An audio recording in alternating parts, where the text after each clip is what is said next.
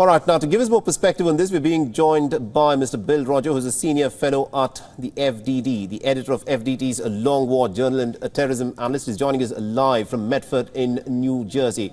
Now, Mr. Roggio, this is an interesting report that has now emerged that Sirajuddin Haqqani, one of the key individuals within the Taliban outfit, apparently was carrying a Pakistani passport when he was negotiating with the Americans in Doha.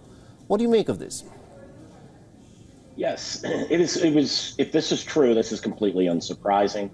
Sirajuddin Haqqani is a key functionary of the Pakistani state. And not only is he, by the way, the Interior Minister for the Taliban's government, the Islamic Emirate of Afghanistan, but he's also one of two deputy emirs.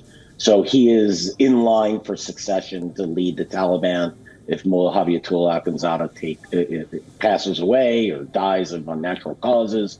Mm-hmm. So, but he's also been a key proxy for the Pakistani deep state. The Haqqani family is known to run a madrasa in North Waziristan. It based its operations there during its insurgency against the Afghan government. He is a darling of Pakistan's Inter-Services Intelligence Directorate. He's been a kingmaker for the Taliban, resolving disputes. And why is Siraj Haqqani so important to the Pakistani state? Is because he gives them what the Pakistani state wants in Afghanistan, which is that strategic depth. Pakistan abhors the idea of India and other countries, but particularly India, gaining influence in Afghanistan.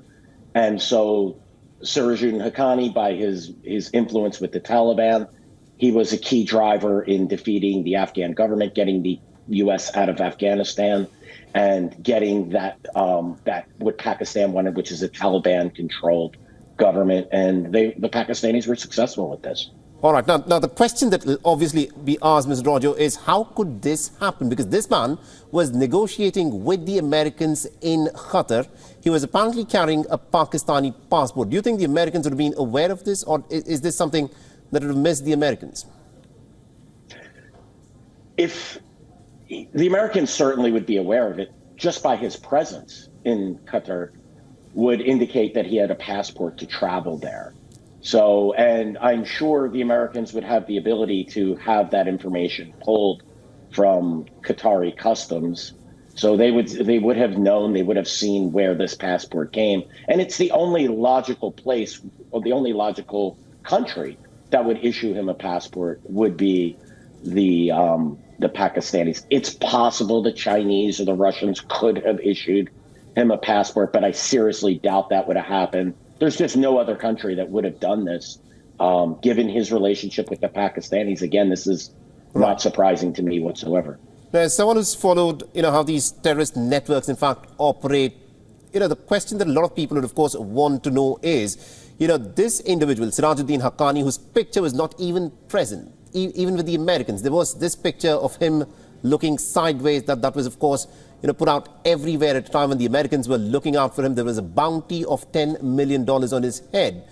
Why does he need a Pakistani passport to travel? Because the Americans were anyway negotiating with the Taliban. Why do you think he did not have an Afghan passport?